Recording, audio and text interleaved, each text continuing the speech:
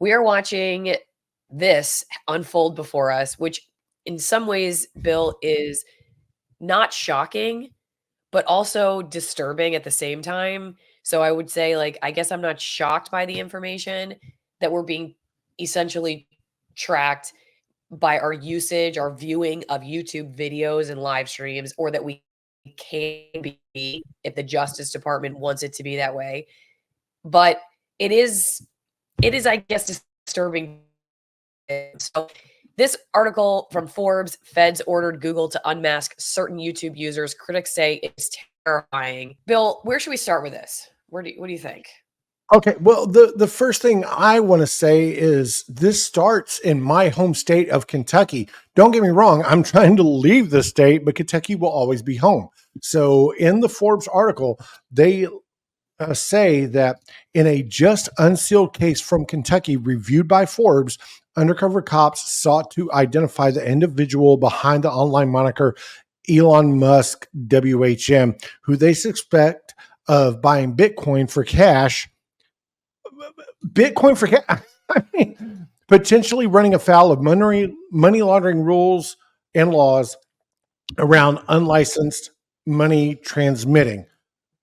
What the F does that even mean? I mean, when you're talking about Bitcoin and this digital currency that doesn't exist, but I can I can pay cash for a Bitcoin and send it to Allison, and Allison can get the money and put it into her account to buy Allison Wine promo or Twin Engine coffee. So how is this a crime first and foremost? But the big fact that this originates in my home state of Kentucky, yeah, I'm kind of curious.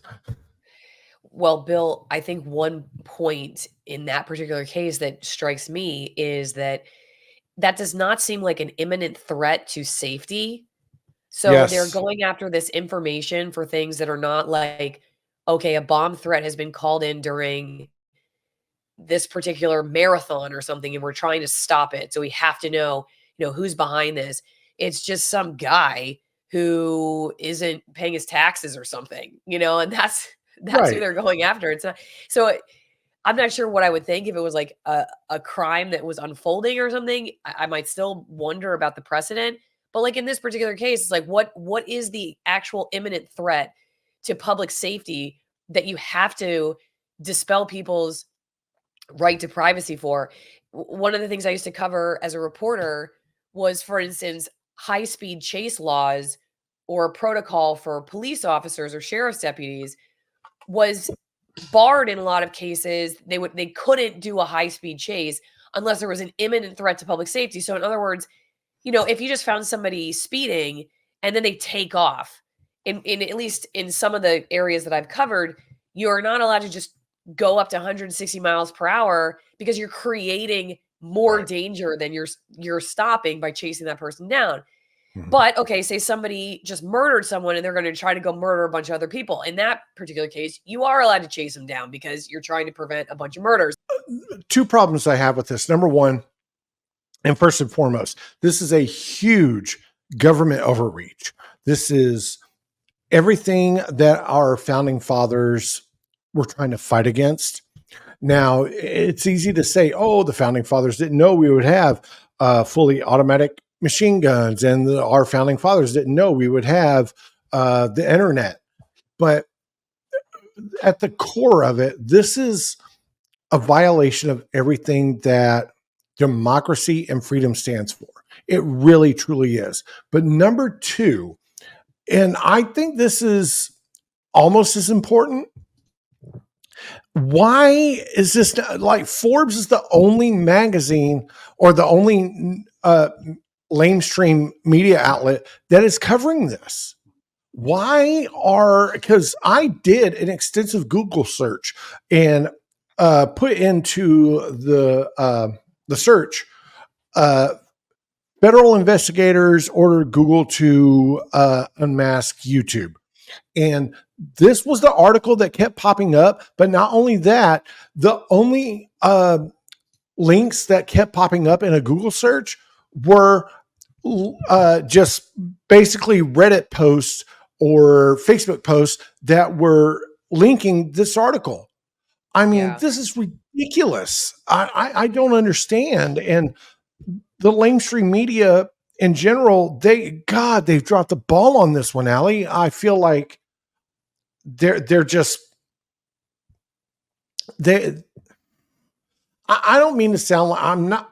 Maybe I am triggered. That's fine. If I'm triggered, I'm triggered. But I feel like they've left us out. They've ignored this. This is a huge issue, and this is a huge problem. Nobody should be allowed to, you know, nobody should be held accountable for stuff that is, you know, put on your YouTube search because of an algorithm. I mean, that's just me. Um, okay. I'm crossing my fingers my internet holds for the ad read. Otherwise, just buy some wine at AllisonWinePromo.com. We should be getting fiber this summer. I'm really hoping we're not going to have this issue anymore. But anyway, in the meantime, AllisonWinePromo.com. You might need a good drink to get through this episode because the internet is so terrible. You can get 50% off my favorite wines, 50% off shipping. These are all Extremist Altitude Malbecs. If you're a Malbec drinker, it's like the poor man's Pinot Noir. You will love these. This company is, I believe, the only that imports these particular wines from Argentina because they come in such small batches. They're small family vineyards, very high altitudes, very remote regions, and they really don't produce a whole lot for commercial sales outside of their region. But the guys behind Bonner Wine, who have been a great sponsor of mine for years, they actually travel there. They bring the wine back, and it can be a great conversation starter with somebody about this particular topic that they're being spied on potentially by the federal government, and bring them a glass of wine while you're discussing it. AllisonWinePromo.com. So going back over to the article, I agree with you. It seems like somebody was tipped off to this at Forbes. If this is all true, Yeah. so we should we should add that caveat. Like, we have no idea what's really going on behind the scenes. Forbes doesn't always do a great job, but it's just say, am I back? Am I still here, Bill? Am I Yes, still ma'am. here? But Forbes Okay, is the just making only sure. one that is reporting on this. Well, that's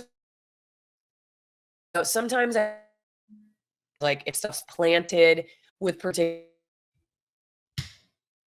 I wonder if stuff is planted with particular news organizations, hey, we want them to report on this and we have a purpose for it. And I just don't know. So I say this all with a caveat that, like, I don't know what's going on behind the scenes, but let's just take this all as fact. It seems like somebody at Right. Forbes got a tip. They were able to see this file. But what I think, to your point, Bill, is weird is that the media does jump on this stuff all the time. And they'll be like, according to Forbes or according to the Wall Street Journal or according to the Washington Post. And yeah, you're right. I only found like TPUSA and a couple YouTubers doing videos about it. And Yeah. I didn't see Yeah. any other mainstream outlets quote them or go after it all, which I do think is very weird. I don't know what to make of that. I think it's a twofold thing. Number one, Google does not want to reveal that they bent the knee to the federal government. They would never ever survive that. Okay, so that's number one. Well, maybe they would. I mean, they've got so much money and so much power right now.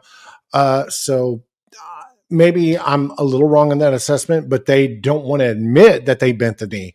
That's number one. Number two, why is there not more of the independent, or, I'm sorry, like Breaking Points and Daily Wire and TYT? Why are they not reporting on this? Because on every level, this is a violation of just the basic human right to privacy. I don't understand that. I don't know why this is not blowing up. Well, I understand why it's not blowing up in the mainstream, but the fact that it's not blowing up in the independent scene is very disturbing.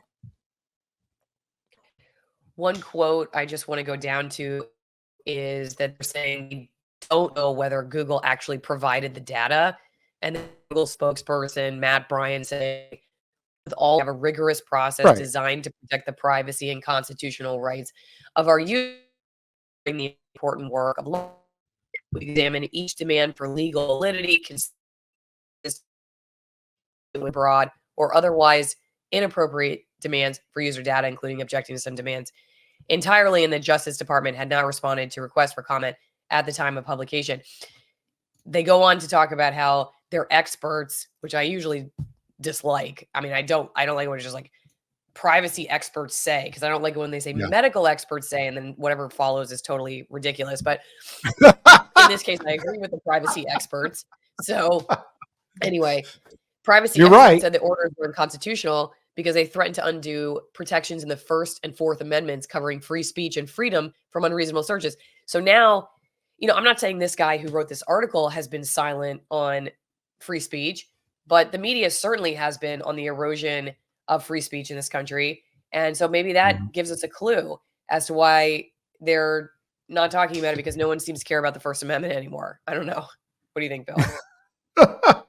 Well, we're not going to have a First Amendment debate here. We're not Elon Musk and Don Lemon, but if they want to come on to Tittle Tattle and have that debate, let's go, because they're both wrong.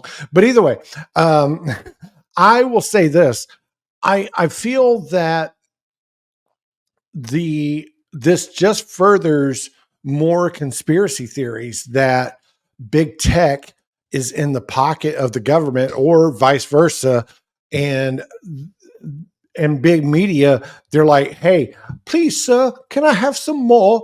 And, let us know what to print, or let us know what to say, and we'll go from there. So, but the fact that Forbes, who I agree with Allison, she's right, they're not the most trustworthy source when it comes to news and information. But the fact that Forbes is the only outlet that is pushing this is it's scary, but it's also telling. Does that make sense?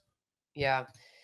Yeah. Okay, well, we're going to cut it for subscribers and supporters only. So check out AllisonMorrow.locals.com, become part of the editorial board so you can get the rest. We're going to be over answering the chat over there, AllisonMorrow.locals.com, and send me some mail, P.O. Box 3355, Denellen, Florida, 34432.